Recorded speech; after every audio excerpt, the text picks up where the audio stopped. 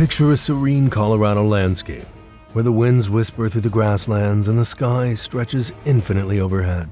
Yet beneath this idyllic surface lies a somber shadow, a haunting memory. This is no ordinary stretch of land. It's the Sand Creek Massacre National Historic Site, a place where the soil itself seems to cry out in sorrow, burdened with the weight of an unspeakable tragedy. In 1864, during the tumultuous era of American westward expansion and the Civil War, about 150 to 200 Native Americans from the Cheyenne and Arapaho tribes met a horrific end. Commanded by Colonel John Chivington, men of the Colorado militia ruthlessly slaughtered older men, women, children, and even the unborn. This event is not just a footnote in history. It's a glaring example of the human capacity for violence and prejudice. How does a nation come to terms with such a blood-soaked chapter in its past? Join us as we dig deep into the haunting tale of the Sand Creek Massacre, examining the horrific actions carried out by the U.S. Cavalry at the site. Welcome to History on Fleek. Before the massacre, settlers. Many of the first white people in the lands west of the Mississippi were the famous mountain men.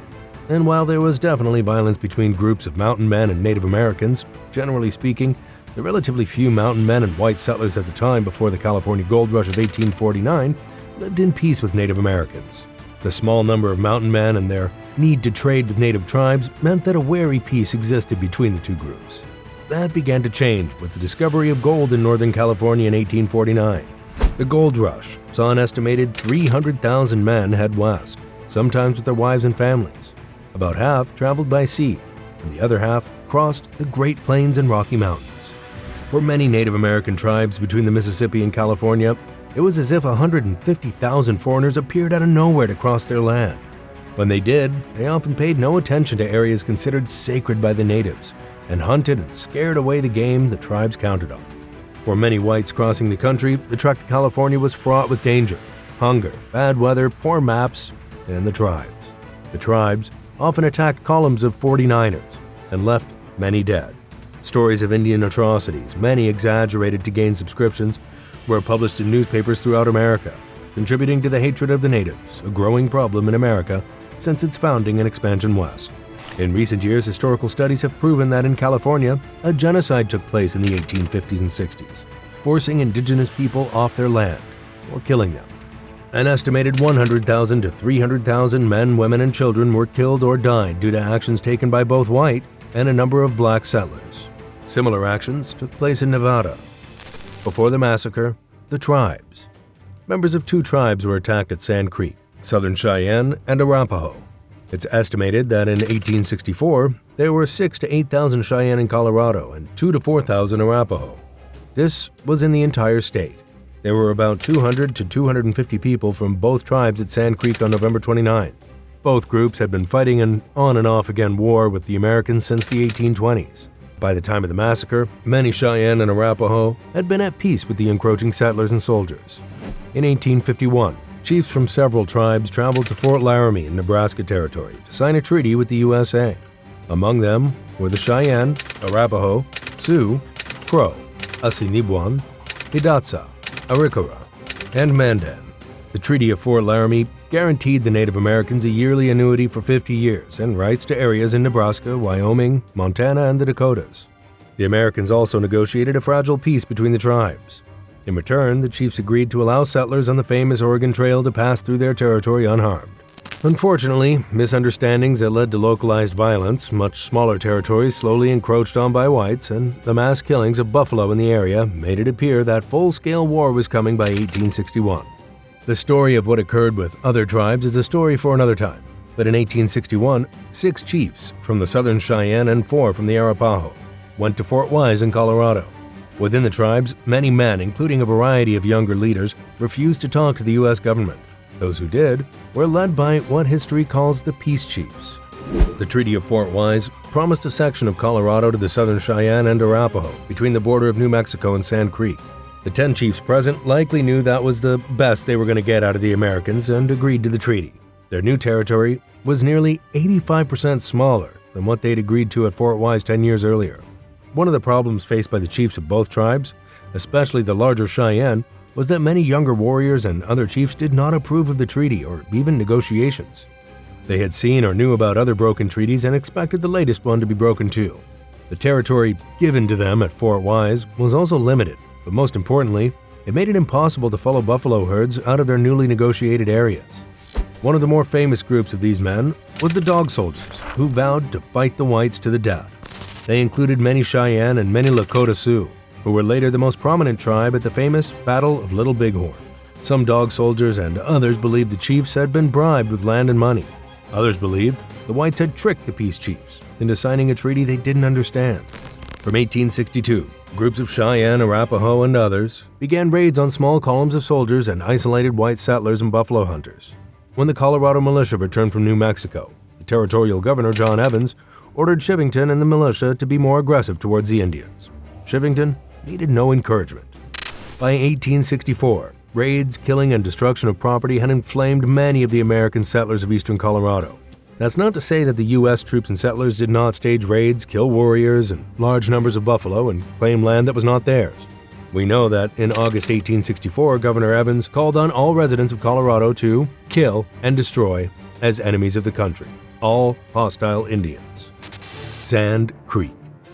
The respected chief and peacemaker, Black Kettle, had been given an American flag and a square of white cloth to signify surrender. He was told at Fort Wise that if he should have trouble with U.S. troops, he should display the flags in front of his tent as a sign of friendship and non-resistance. Those flags were flying on the 29th of November when Colonel John Chivington and about 700 of the Colorado militia came to the camp. There was no attempt to negotiate or tell the Cheyenne and Arapaho to move.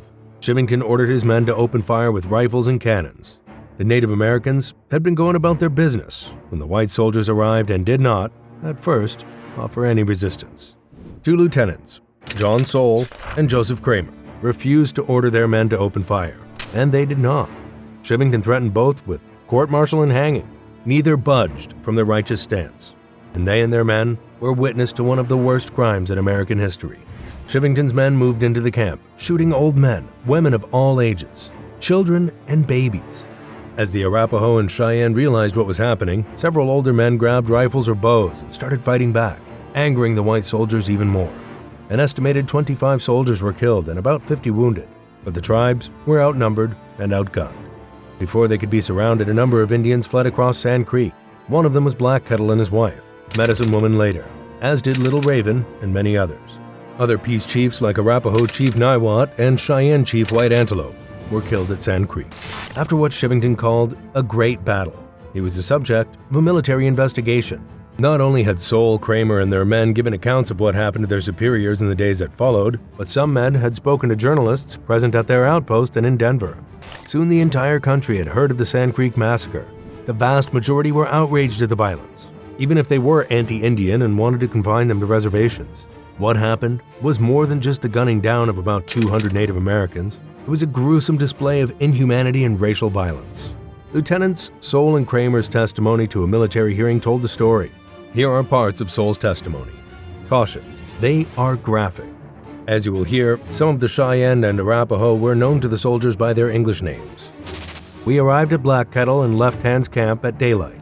Lieutenant Wilson with companies C, E, and G were ordered to in advance to cut off their herd. We made a circle to the rear and formed a line 200 yards from the village and opened fire. I refused to fire and swore that none but a coward would, for by this time, hundreds of women and children were coming towards us and getting on their knees for mercy. Anthony shouted, "Kill the sons of bitches." Smith and Louderbeck came to our command, although I am confident there were 200 shots fired at them, for I heard an officer say that Old Smith and anyone who sympathized with the Indians ought to be killed, and now was a good time to do it. When the Indians found that there was no hope for them, they went for the creek and buried themselves in the sand and got under the banks, and some of the bucks got their bows and a few rifles and defended themselves as well as they could. By this time, there was no organization among our troops. They were a perfect mob, every man on his own hook. My company was the only one that kept their formation, and we did not fire a shot. I tell you, Ned, it was hard to see little children on their knees have their brains beat out by men professing to be civilized. One squaw was wounded, and a fellow took a hatchet to finish her. She held her arms up to defend her, and he cut one arm off, and he held the other with one hand and dashed the hatchet through her brain.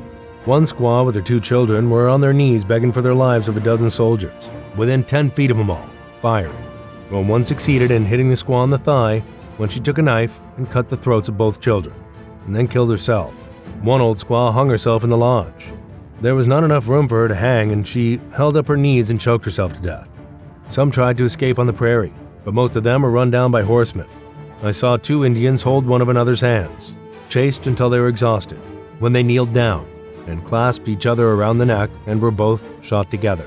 They were all scalped, and as high as half a dozen taken from one head. They were all horribly mutilated. One woman was cut open and a child taken out of her and scalped. White Antelope, War Bonnet, and a number of others had ears and privates cut off. Squaws' snatches were cut out for trophies. You would think it impossible for white men to butcher and mutilate human beings as they did there, but every word I've told you is the truth, which they do not deny.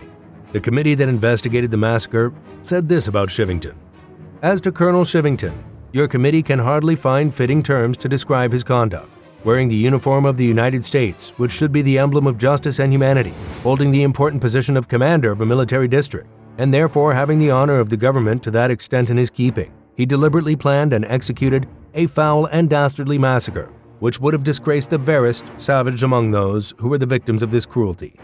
Chivington resigned in disgrace from the army soon after, but was never subject to any legal prosecution.